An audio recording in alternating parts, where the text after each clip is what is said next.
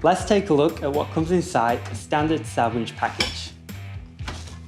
Starting off, we have a SAV aluminium backing plate. This also comes with nuts and bolts that you'll need to mount your winch. Next up, we have the switch gear.